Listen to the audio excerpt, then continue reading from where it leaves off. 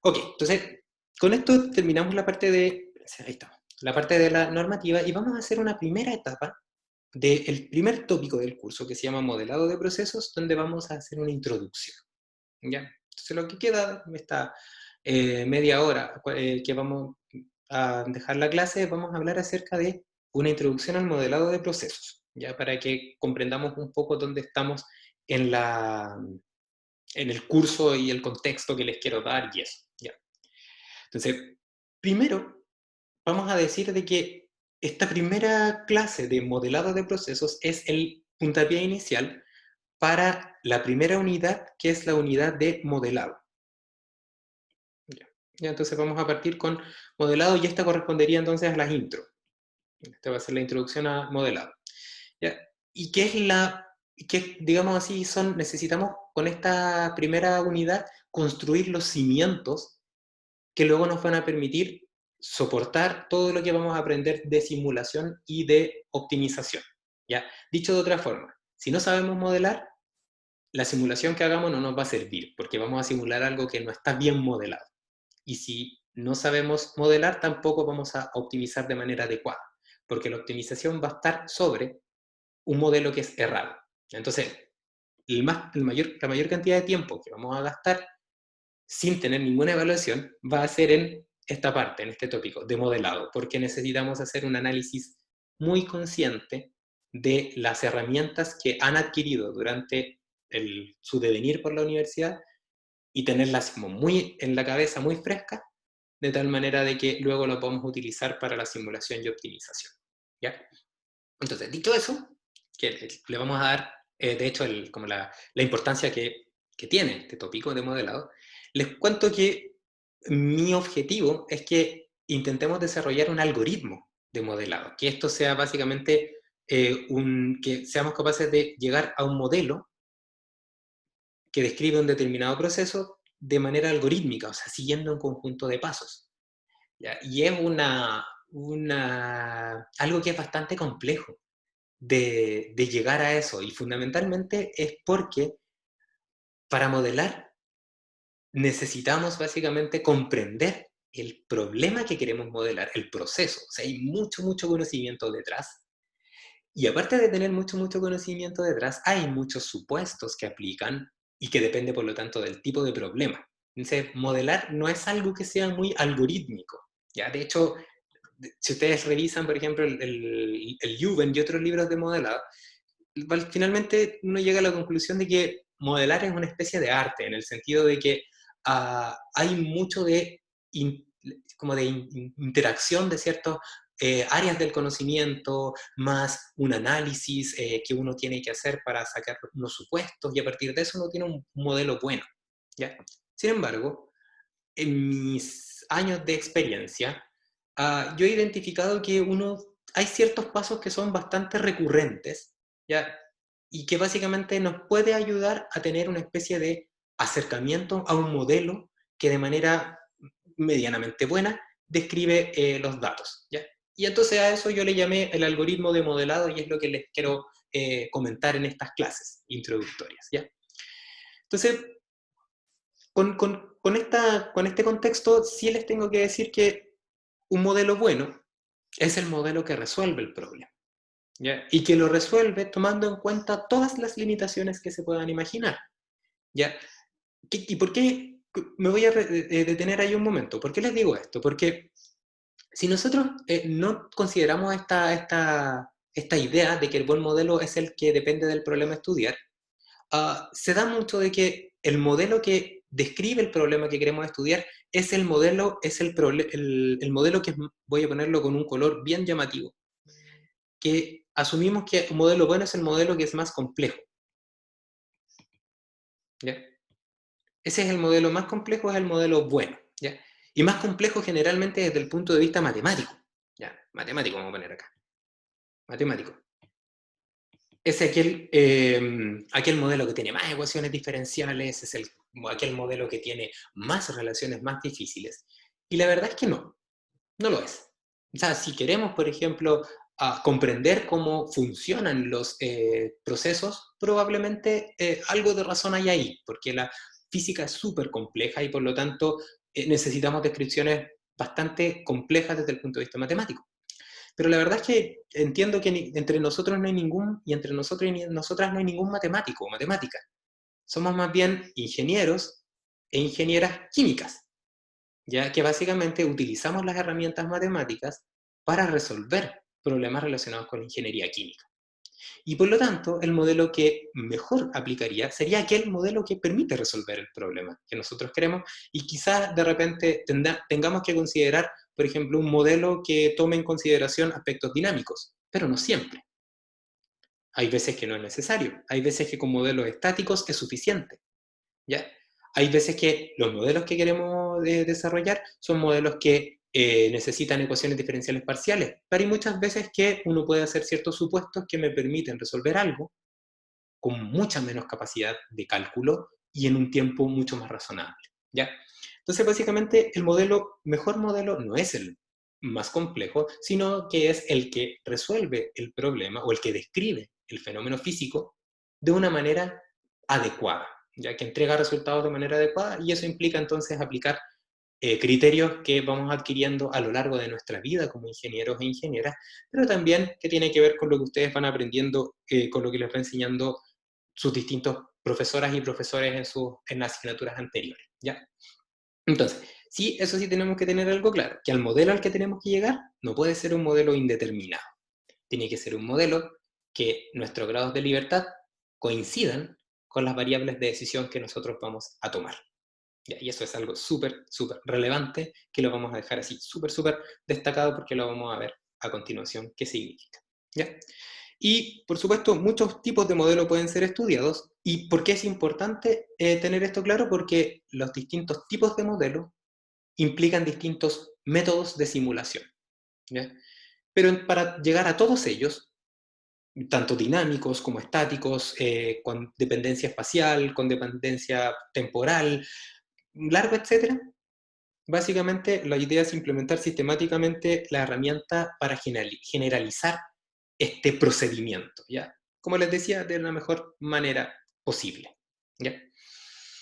Entonces, para eso, la idea es como describir un conjunto de elementos que nos van a permitir eh, aplicar los pasos para llegar a una solución, ¿ya? Y para eso, entonces, la obtención sistemática de modelos de proceso implica revisar y aplicar aquellas cosas que nosotros y nosotras sabemos que son ciertas. Fundamentalmente, para cuando nosotros queremos pasar de un sistema físico a un sistema matemático, a una abstracción matemática, lo que tenemos que utilizar es aquellos elementos que son 100% ciertos, ¿ya? ¿Y cuáles son los elementos que son 100% ciertos? Aquellos leyes que describen los fenómenos físicos y que tienen una representación matemática, y esas leyes generalmente están relacionadas con las propiedades conservativas. Entonces, nuestros problemas de modelado los vamos a relacionar directamente con una aplicación eficiente de las leyes físicas relacionadas con las propiedades conservativas para obtener un modelo que es fenomenológico. O sea, vamos a aplicar de manera ordenada en los balances de materia, energía y cantidad de movimiento para obtener un modelo fenomenológico, ¿ya? No obstante lo anterior, también existen otros conjuntos de modelos que son súper buenos también, pero que se ocupan para otras cosas, que tienen limitantes y ventajas respecto a los modelos fenomenológicos, que se llaman modelos de caja negra. ¿Cuáles son esos modelos de caja negra? Son aquellos que están en general basados en herramientas de regresión, y son modelos basados en datos. Quien maneja tanto los modelos de regresión como los modelos fenomenológicos y los une y saca lo mejor de cada uno, es aquel ingeniero o ingeniera que tiene más herramientas para poder tomar mejores decisiones, ¿ya? Porque estos modelos no compiten, de hecho son complementarios, ¿ya? Los modelos fenomenológicos son muy buenos para generalizar, pero son malos para describir cosas muy, muy bien, así con mucha precisión. Los modelos de caja negra son pésimos para generalizar, pero describen fenómenos muy precisamente en un rango acotado. Entonces, si nosotros y nosotras somos capaces de comprender estos dos mundos, la unión de ellos básicamente nos ayuda a tomar mejores decisiones, ¿ya? Entonces, como dice acá, vamos a ver modelos fenomenológicos porque nos permiten entender el proceso a partir de la descripción de las dependencias físicas y con eso ser capaces de estudiar distintas condiciones que nos van a permitir, por ejemplo, optimizar. ¿Para qué se usan?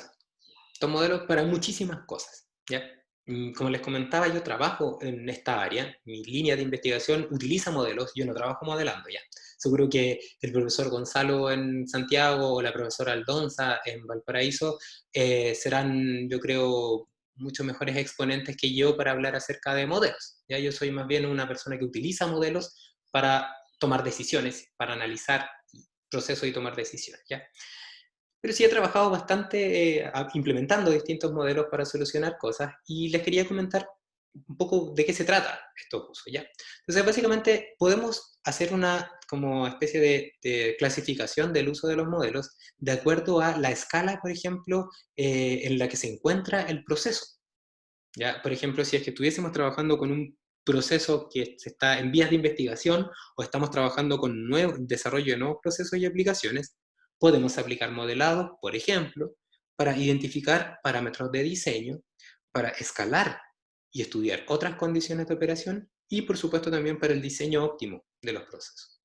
Y por el otro lado, si es que nos vamos al otro extremo, o sea, aquellos procesos que están operando, también podemos utilizar los modelos y la simulación para entrenar operarios, así como una especie de entrenador, así como, como estos simuladores de vuelo, simulador de operación, optimizar la operación en tiempo real, por ejemplo, secuenciar en plantas que obtienen varios productos, y por supuesto, lo que ustedes ya probablemente vieron para controlar procesos. Utilizamos muchísimo herramientas de modelado. A continuación yo les muestro un par de cosas que a mí me ha tocado realizar con modelos, que básicamente es como para darles una especie de información relacionada con que esto tiene bastante utilidad, ¿ya? Por ejemplo, para qué yo he utilizado modelos en el caso de la investigación, modelos, simulación y optimización, perdón, básicamente para el desarrollo de nuevos procesos y luego para la optimización de la operación que ellos tienen. Aquí lo que ustedes observan es un conjunto de ecuaciones que representan compuestos que realmente existen, que están aquí simplemente definidos con letras para hacerlo más sencilla la explicación. Y básicamente el desarrollo de un producto nuevo, en este caso el producto P, implicaba el desarrollo del producto P, perdón, implicaba primero entender las cinéticas relacionadas con la producción, ya que eso era algo que estaba postulado por la química, y básicamente por medio de la experimentación y a partir de eso la análisis de los datos experimentales se estimaron las cinéticas y las constantes. Entonces para eso modelamos, simulamos y optimizamos. Luego, cuando teníamos la estimación lista, a continuación venía la etapa del escalamiento, hacerlo a escala piloto, donde básicamente utilizamos las cinéticas que ya habíamos definido, más modelos de flujo que eran para reactores más grandes, y de esta forma modelamos y simulamos.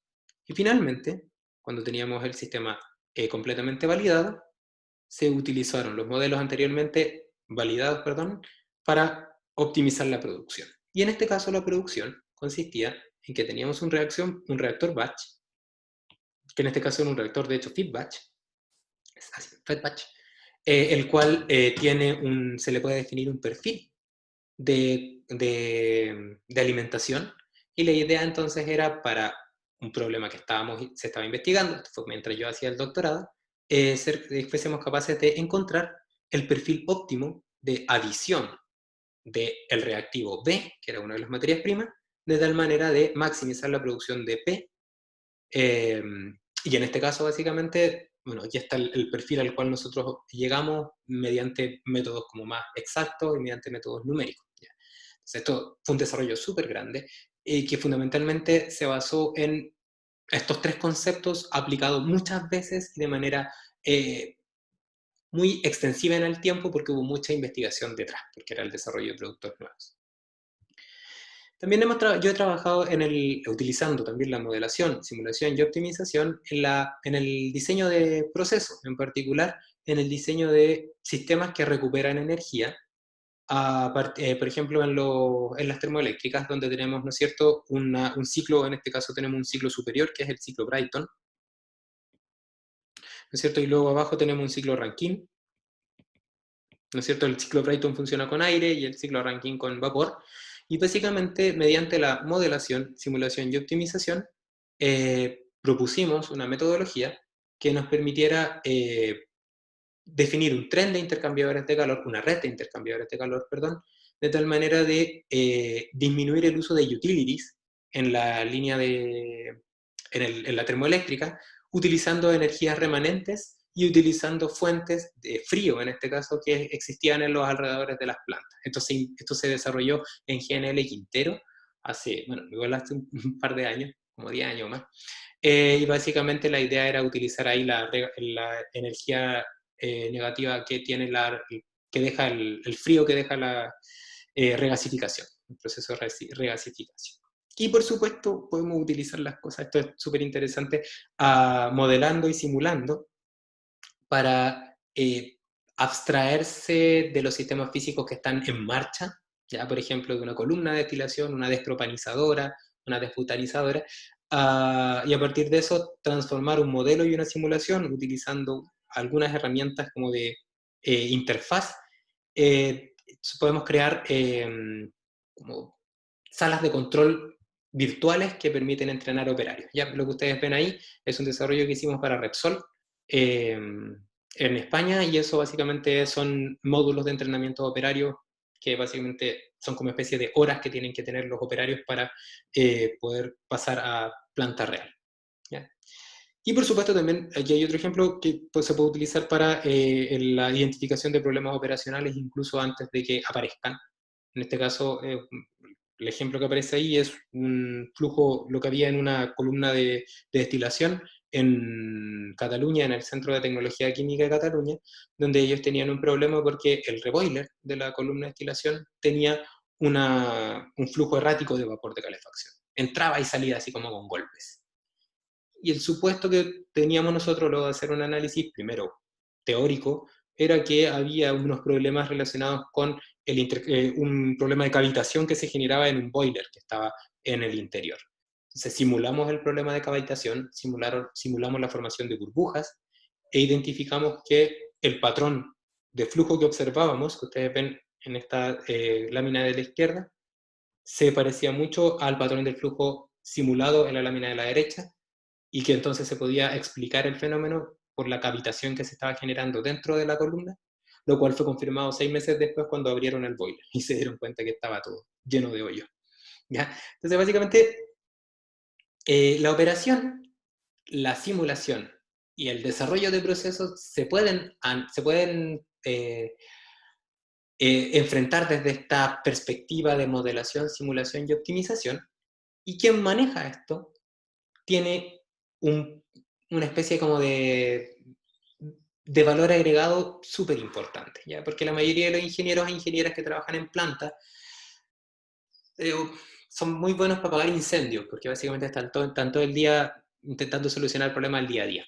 Pero cuando implementamos un poco de matemática, un poco de sistemas, de hecho ingeniería de sistemas, a la toma de decisiones, se notan muchísimo los beneficios. ¿Ya? Este último ejemplo que les muestro es un desarrollo que hicimos con, de hecho, un par de compañeros de ustedes, en este caso de la Casa Central, que fueron memoristas y tesistas, quienes trabajaron en la operación o sea, ayudaron en la implementación, perdón, de un sistema de balance metalúrgico contable para, en este caso, la fundición en Nambi de la Lira, de la ENAMI, donde básicamente desarrollamos un modelo flexible que les permite a ellos pagar a sus proveedores y cobrar a la gente a la quienes le venden el cobre mediante el cierre de los balances de materia, de una manera sistemática. ¿Ya? Entonces, básicamente, eh, toda esta lata que les doy de ejemplos tiene que ver fundamentalmente con que lo que les voy a contar tiene muchísima aplicación. ¿Ya? Se necesita bastante poco desde el punto de vista de los recursos pecuniarios, ¿ya? Monetarios. Básicamente necesitan un programa que les permita resolver sistemas de ecuaciones y optimizar, que si MATLAB es caro, siempre uno puede utilizar Python o alguna otra herramienta de código abierto, ¿ya? o Excel incluso, por supuesto, también, y que básicamente no requiere un gran clúster de computación, porque son problemas que no son tan difíciles, ¿ya? Porque utilizamos modelos que son más bien sencillos, que permiten tomar decisiones, y esas decisiones con información permiten obtener ganancias importantes. Incluso si las ganancias son pequeñas, como estamos, por ejemplo, si aplicamos estos conceptos en la industria de la minería, básicamente vamos a tener igual ganancias importantes porque venden mucho, básicamente. ¿Ya? Entonces, con todo esto, les quiero transmitir que lo que vamos a aprender acá es muy, muy, muy útil y ustedes lo pueden utilizar sin muchos recursos, como les decía, monetarios. Solamente un programa y mucha cabeza y paciencia. ¿Ya? Paciencia y mucha paciencia. ¿Ok? Entonces, dicho esto, como esta declaración de intenciones, si quieren, ¿ya? Perdón. Ahí sí. Dicha esta declaración de intenciones, a continuación yo tengo algunos elementos que quisiera contarles para terminar la clase de hoy. Entonces, cuando nosotros lleguemos a estos modelos que vamos a ver y luego los vamos a simular, tenemos que tener claro que los modelos que a los cuales vamos a llegar van a ser o lineales o no lineales. También van a ser o estacionarios o dinámicos. Y también podrían ser de parámetros concentrados, o sea que las variables dependientes no dependen de la posición, o de parámetros distribuidos, donde sí dependen de la posición. ¿Ya? Y todos estos modelos a los cuales vamos a llegar, vamos a poder llegar con el mismo algoritmo, pero cada uno de estos modelos va a requerir un algoritmo distinto, un algoritmo de simulación distinto. Y eso es lo que nos va a ocupar el tiempo después de aprender a modelar, ya los distintos algoritmos de simulación que vamos a conocer. ¿Ya? Entonces, la formulación sistemática de los modelos tiene ciertos principios que son bastante sencillos y que tienen que ver con, primero, ser capaces de identificar el problema. El problema. ¿Ya? Y identificar el problema puede ser algo súper trivial, pero básicamente cuando me refiero a la identificación del problema, me refiero a identificar aquella variable que si yo midiera, vamos a poner acá variable medida, pero entre comillas medida, porque si es que yo midiera, podría identificar si es que el problema que quiero resolver fue resuelto o no. O sea, básicamente, lo que me interesa es, al momento de identificar el problema, ser capaz de imaginar un experimento o un proceso que estuviese en marcha, al cual yo puedo tomar una medida y que esa medida me indicara si es que un determinado problema fue resuelto o no. Por ejemplo, si queremos optimizar el proceso de lixiviación de cobre desde los minerales, no sé, sulfurados, por ejemplo, utilizando estas tecnologías con pretratamiento que existen. Entonces, en ese caso, la variable que yo quisiera medir para ver si es que estoy mejorando, o que yo estaría mejorando, perdón, esta lixiviación, por ejemplo, sería el rendimiento del cobre que estoy extrayendo del mineral. Entonces, no es algo que que se esté midiendo actualmente, sino más bien es algo que se podría medir en el futuro. ¿Ya? ¿Y por qué es relevante eso? Porque como mi idea es contarles cómo se resuelven los problemas sin tener es así, antes de la experimentación, o sea, en una primera etapa, antes de la experimentación, básicamente los experimentos que vamos a hacer acá luego se debiesen replicar en los sistemas reales, cuando construimos y somos capaces de identificar si es que mi solución está bien o no. ¿Ya? Y para eso entonces vamos a hacer experimentos computacionales. Entonces, experimento computacional, como les decía, experimento computacional, implica, computacional, ahí vamos, sí, computacional, implica entonces que lo que hagamos que obtengamos como modelo y luego lo simulemos, va a tener que ser capaz de emular esa supuesta medida que vamos a identificar después. ¿Ya? Y a partir de esta primera etapa de identificación, la idea entonces es relacionar esta medida que nosotros debiésemos tener con los estados que nos van a permitir desarrollar los modelos. ¿Ya?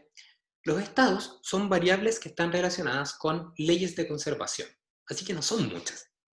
¿Ya?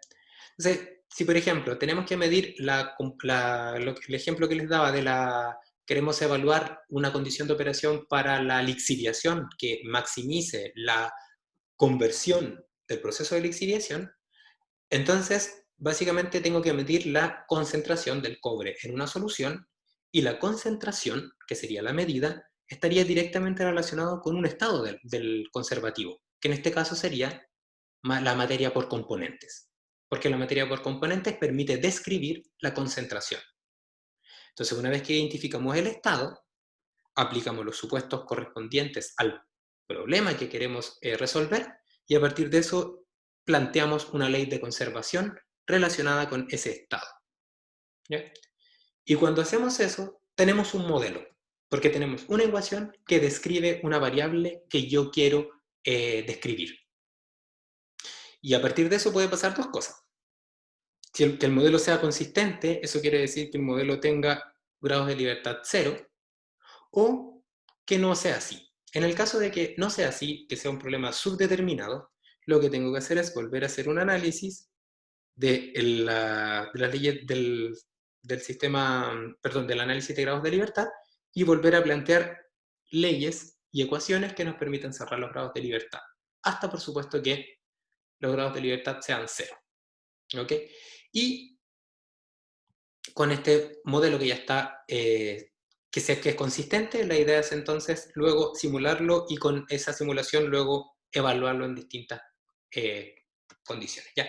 Entonces, como les decía, vamos a hacer un largo camino, vamos a recorrer, y me quisiera detener al final en la parte esta de que dice ahí cerrado, sub o sobredeterminado con grados de libertad. ¿Ya? Y básicamente, para terminar esta clase, quisiera preguntarles o que conversáramos un poco acerca de cuál es la interpretación que le dan ustedes a los grados de libertad. ¿Qué son? ¿Qué son los grados de libertad para ustedes? ¿Ya? Generalmente es una palabra que nos sigue desde el principio de la carrera, ¿no es cierto? Si probablemente en intro ya hablan de los grados de libertad, en química de procesos o en balances también, seguramente en termo también, incluso en ADI hablan de grados de libertad. ¿Pero qué son? ¿Qué son los grados de libertad para ustedes? ¿Cómo podrían definirlo? Si me ayudan, por favor, con algún, puede ser en el chat. ¿Qué son para ustedes los grados de libertad?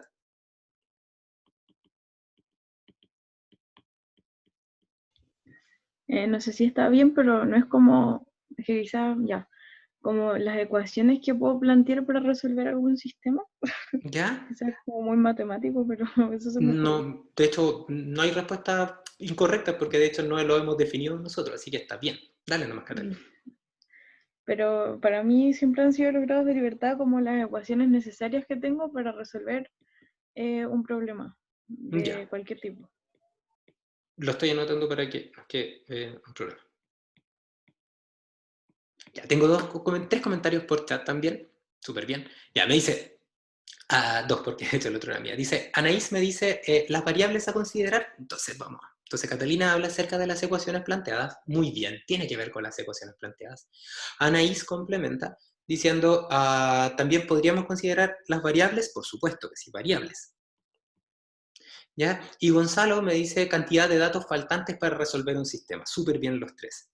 Entonces hay cantidad de datos faltantes para resolver. Es súper interesante porque las tres opiniones que dieron son tres elementos que generalmente aparecen en los análisis de grados de libertad, ¿o no? Porque generalmente uno dice que los grados de libertad, D o F les pongo yo, ¿ya? Que básicamente de gris o frío, ¿ya? Pero para hacerlo más rápido. Ya. Generalmente los grados de libertad, ¿no es cierto que nosotros los definimos como las variables, número de variables menos ecuaciones?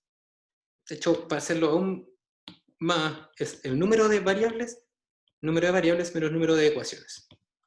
¿No es cierto que sí? Y aquí aparecen los tres comentarios que me hicieron ustedes, porque Catalina habla de las ecuaciones, acá están las ecuaciones, que son necesarias para resolver un problema. Súper bien. Anaís complementa que tiene que ver con las variables, y efectivamente, acá están las variables. Y Gonzalo me dice que son los datos faltantes para resolver. Y efectivamente, cuando pensamos en faltantes, probablemente pensamos en una diferencia entre lo que tenemos y lo que necesitamos terminar de describir. Y ahí esa definición está súper bien, porque básicamente lo que hacemos es, de alguna manera, interpretar, y puede ser matemático, no se preocupen. De hecho, está bien que sea matemático, si lo importante es que lo matemático se transforme en lo físico después de estas clases. ¿Ya? Básicamente, lo que estamos diciendo acá fundamentalmente es que nosotros tenemos un conjunto de variables, ¿ya? Que describen un problema, y tenemos un conjunto de ecuaciones que permiten describir esas variables. Entonces, lo lógico sería que si yo quiero describir el problema, si yo quiero conocer, por ejemplo, cómo funcionaría un determinado proceso, debiese conocer el valor de las variables.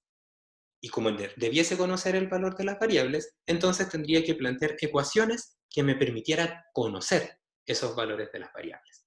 Y básicamente, si es que no tengo el número suficiente de ecuaciones, tengo datos faltantes justamente que no me permitirían entonces describir todas esas variables. Así que está súper bien.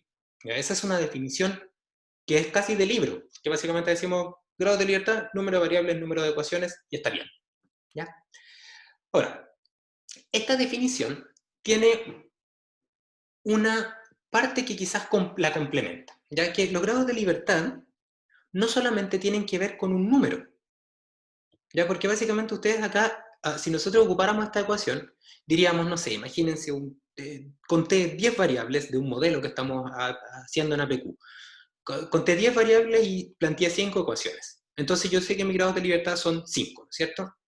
Entonces, una cosa es que nosotros seamos capaces de, mediante esta ecuación, definir el número de grados de libertad.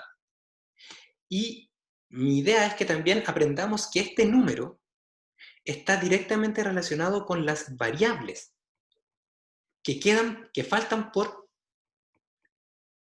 describir. ¿Ya? Porque decir que son 5 grados de libertad implica automáticamente que de las 10 variables que tenemos, quedan 5 que no han sido descritas. Por lo tanto, este número tiene una identificación que está directamente relacionada, esa identificación, con las variables que faltan por describir. ¿Ya? Entonces, para que me entiendan un poco esta idea, les voy a hacer un ejemplo súper rápido y que lo vamos a continuar la próxima clase. Y ahí que se trata de lo siguiente. Imagínense, a ver, no, tampoco. Que estaba intentando innovar con con esta pizarra que tengo acá. Entonces, imagínense que ustedes tienen una piscina. ¿Ya? Esta piscina como las típicas que uno tiene en la casa, en el patio. Vamos a poner acá, que acá tenemos nuestro pescadito, la típica de estas piscinas que son de plástico, ¿ya? Entonces, esta piscina que ustedes tienen acá, tiene, vamos a poner acá, agua, ¿no es cierto? Que nos vamos a bañar en esta piscina. Y esta piscina la estamos llenando, y el proceso que queremos describir se trata del proceso de llenado de una piscina. ¿Ya? Donde acá tenemos una llave para entonces realizar este llenado de la piscina. ¿Ok? Entonces, imaginémonos que esta piscina tiene un pequeño hoyito, ya que no nos dimos cuenta y por ese orificio está saliendo agua. ¿Ya? ¿Ok? Entonces, básicamente, nosotros tenemos un flujo de entrada, vamos a poner acá FIN, y tenemos este flujo de salida de agua también, que está saliendo por esta piscina. Entonces, nuestro problema, que es súper sencillo, trata de describir la evolución de la altura en función del tiempo de esta piscina. Eso queremos hacer. Y ahí tenemos algunos datos que tenemos disponibles. Por ejemplo, sabemos, digamos así, por ejemplo, conocemos el área, las dimensiones de la piscina la conocemos. Vamos a poner acá que son la piscina está construida, por lo tanto tenemos dimensiones que están ok. ¿Vale? Entonces conocemos estas características. Entonces, si tuviésemos que describir la altura de la evolución de la altura en función del tiempo, básicamente estaríamos interesados e interesadas en llegar a algún tipo de ecuación que nos permitiera después, al momento de simularla, en función del tiempo, evaluar cómo cambia la altura desde quizás una altura inicial, vamos a poner acá h0, hasta quizás, por ejemplo, una altura a tiempo final. Queremos obtener un modelo que luego al simularlo nos entregaría esa altura, por ejemplo, a tiempo final, cuando paro de llenar la piscina hasta llegar a la altura final. ¿Ya? Básicamente el proceso, ¿alguien le queda duda de la descripción del proceso que queremos intentar modelar y simular? ¿No? Bien. Entonces, en el procedimiento sistemático de desarrollo de modelos, describir la altura, que sería lo que pudiésemos medir, porque es la altura del agua la que queremos simular, estaría directamente relacionada con, o intentaríamos relacionar directamente la altura con alguna propiedad conservativa, para poder plantear una ecuación. ¿Ya? La Macarena me dice que le queda claro, súper. Ok, entonces me dice, básicamente tendríamos que entonces transformar entonces, o de alguna forma relacionar la altura con alguna propiedad conservativa. ¿Ya? Y la propiedad conservativa que nosotros podríamos relacionar la altura es la cantidad de materia que hay en esta piscina, ¿no es cierto? Porque la altura está directamente relacionada con el volumen y por lo tanto con la masa. ¿Ya? Entonces, la altura podríamos relacionarla con la materia total, y la materia total finalmente con un balance de materia total. Y podríamos entonces plantear un balance de materia total para obtener este modelo. ¿Ya? Y vamos a poner algunos supuestos de inmediato para hacerlo un poco más rápido. Entonces vamos a decir, densidad va a ser constante porque básicamente es agua, que está en un día soleado. ¿Ya? Entonces la densidad va a ser aproximadamente constante. Y vamos al hacer ese supuesto, el balance de materia total nos daría, ¿no es cierto?, que el área por la densidad, por la diferencial de la altura en función del tiempo, es igual al flujo de entrada por la densidad menos el flujo de salida por la densidad, ¿cierto? Si nos acordamos que como la densidad es constante, se me van a ir las densidades, ¿no es cierto? Y al final esta ecuación me va a quedar muy sencillamente así, dH de t es igual a 1 partido por A de Fin menos FA. ¿No es cierto? Y esa sería nuestra ecuación. Por supuesto que tenemos un h a tiempo 0 es igual a h0. Ya para poder resolver. Ok, entonces básicamente, ¿qué tengo acá? Tengo una ecuación que describe el proceso. Planteamos una ecuación, un modelo. Nuestro primer modelo es utilizando la idea de que identificamos el problema, lo relacionamos con un estado, aplicamos entonces una ecuación conservativa. ¿Ok? Entonces la pregunta que habría que hacer ahora es, con esta ecuación, ¿podemos llegar entonces a la simulación? Para poder simular tenemos que tener grados de libertad 0, porque vamos a resolver un sistema de ecuaciones. Y entonces lo que tendríamos que hacer es un análisis de grados de libertad de este modelo. ¿Ya? Y ahí nos queda más o menos ordenado. Entonces, si hiciéramos un análisis de grados de libertad de este modelo, ya que es muy sencillo, llegaríamos a lo siguiente, fíjense. ¿Cuántas variables tenemos? Tendríamos como variables aquello que varía, ¿ya? Sería el flujo de entrada, el flujo de salida y la altura, ¿no es cierto? Que ahí aparece también la altura como variable. Como ecuaciones, tendríamos el balance de materia total. Tendríamos una ecuación y tendríamos tres variables. ¿Ya? No cuento el tiempo, porque el tiempo sí, siempre sé su descripción, siempre sé que va desde el tiempo cero hasta el tiempo final. Por lo tanto, no es necesario contarlo. Entonces, el análisis de grados de libertad diría que tengo 2 grados de libertad. ¿Ok? Y tiene mucho sentido, porque yo digo, mira, de estas tres variables que yo conté, el balance de materia total me serviría, o lo planteé con un objetivo, que era describir la evolución de la altura. Por lo tanto, de las 3 variables que hay, me quedan 2 variables que tengo que definir, por lo tanto, 2 relaciones que tengo que plantear, porque una de ellas ya debiese quedar definida con el balance de materia total. Y en ese caso sería la variable altura no requeriría plantear otra ecuación para la variable altura, porque el balance de materia total se supone que ya la describe. Lo que no significa que esta ecuación por sí sola va a entregarme la altura. ¿Ya? Significa solamente que esa ecuación se planteó para describir la altura, nada más. Entonces aparecen dos grados de libertad. ¿Ya? Y estos dos grados de libertad se pueden entender como dos ecuaciones que yo tendría que plantear para describir las dos variables que todavía no han sido descritas, que sería en este caso el flujo de entrada y el flujo de salida. ¿Ya? Entonces, podemos hacer un análisis, una relación directa entre el número de grados de libertad y las variables que quedan por describir, que por supuesto coincide en número, pero no en... Ahora lo que estamos haciendo es intentarle darle una explicación. ¿Ya? Este 2 significa que tengo que describir ecuaciones desde el flujo de entrada y el flujo de salida. ¿Ya? Entonces, imaginémonos ahora que nosotros estamos acá. Estoy yo, por ejemplo, acá. Estoy acá llenando la piscina. Y al momento de llenar la piscina, ¿ya? Me pregunto, ¿tengo yo la libertad de cambiar el flujo?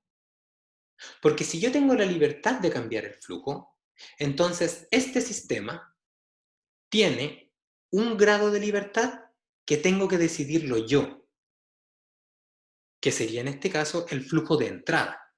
Y esto sería una variable independiente, porque no existe una ecuación que la va a describir, sino más bien es una asignación que yo voy a agregar. Entonces yo diría, mira, si es que yo lo estoy llenando y si es que el proceso trata de, bueno, llenar la piscina, pero yo puedo decidir el flujo de entrada, entonces voy a decir que esta variable independiente es una información que yo voy a tener que darme. De esta forma, entonces, no va a ser un dato, porque los datos implican valores conocidos y que son valores únicos. Y yo quizás podría evaluar, hacer un experimento computacional para probar distintos flujos de entrada y ver cuándo se llena la piscina. Entonces voy a decir que esta va a ser una variable independiente, porque no hay una ecuación que la describa, sino que va a haber una asignación que yo voy a hacer, un número que le voy a poner a esa variable. Y yo digo, ¿puedo hacer lo mismo con el flujo de salida? ¿Puedo decidir yo de manera independiente el flujo de salida? Entonces probablemente alguno de ustedes me podría decir, no. ¿Por qué no? Porque al ser un orificio que está ahí, tú no tienes la posibilidad de controlar el flujo de salida, sino que el flujo de salida es una consecuencia de lo que está pasando dentro del proceso. Entonces yo digo, ok, entonces el flujo de salida no es una variable independiente y sería una variable dependiente. Y las variables dependientes se describen con relaciones físicas que permiten cerrar los grados de libertad. Y en este caso en particular, sabríamos, por ejemplo, que el Fout es igual a una constante de roce, hay varios términos ahí que me los voy a saltar porque no es un curso de mecánica de fluidos, multiplicado por raíz de h. Entonces tengo una segunda ecuación, ¿no es cierto? Y tengo ahora que el análisis de grados de libertad siguiente tendría como variable nueva, ninguna, porque el K va a ser un parámetro constante, no es una variable, por lo tanto, ecuaciones, tendría una, que es la ecuación de hidrostática, y por lo tanto los grados de libertad que me quedaría sería 1, que sería los grados de libertad anteriores menos la ecuación nueva. Eso quiere decir entonces que hay una variable que no fue descrita mediante las ecuaciones que disponemos. ¿Cuál es esa variable? La variable independiente fin, la cual no requiere una ecuación, sino más bien requiere una asignación de un valor, porque es una variable que yo puedo decidir, ¿ya? Su valor. Y a partir de eso voy a poder simular el sistema. En síntesis, y terminamos, los grados de libertad tienen directa relación con las variables que describen el proceso, con las ecuaciones, y no solamente es un número, sino que es un número que está directamente relacionado con las variables que estoy interesado o interesada en describir. ¿Ok? Entonces, con esta introducción al tema, terminamos la clase de hoy y para la próxima clase solamente les voy a dejar una pequeña... Vamos a ir trabajando con esto. Entonces, este sistema que les acabo de contar, llegamos a la conclusión de que tiene grados de libertad 1. Perdón. Cancelar. Ahí sí. Llegamos a la conclusión de que este sistema tiene grados de libertad 1, porque tiene una variable independiente que yo me tengo que dar. ¿Ya? ¿Qué pasa si ahora este sistema tiene esto? Una llave. ¿Cuántos grados de libertad tiene ahora? 1 o 2. Entonces eso es lo que les voy a contar la próxima clase, el próximo jueves. Bueno, fundamentalmente eso. ¿Ya? ¿Y qué pasa, por ejemplo, si es que le ponemos un controlador y vamos a seguir avanzando? ¿Ya? Para mañana no tienen ayudantía todavía, porque mañana tienen una actividad que tienen que realizar en su casa. ¿Ya? La actividad consiste en descargar MATLAB e instalarlo en sus computadores. Les voy a enviar una guía para que cuando la instalen puedan abrir MATLAB y hacer, si es que no lo han usado nunca, dar sus primeros pasos. ¿Ya? Con esto terminamos la clase de hoy. ¿Tienen dudas? Profe, yo una consulta con respecto a lo Alberto, que... cuéntame. Hola. Con respecto a lo que decía de MATLAB, es que en un curso anterior a nosotros nos hicieron utilizar un MATLAB, pero nos dieron, no, o sea, nos prestaron uno como 2014, creo, una cosa así. No sé Ya. si será necesario actualizar eso. No. La universidad tiene, ustedes tienen, por tener correo USM, Ajá. ustedes tienen acceso al MATLAB institucional.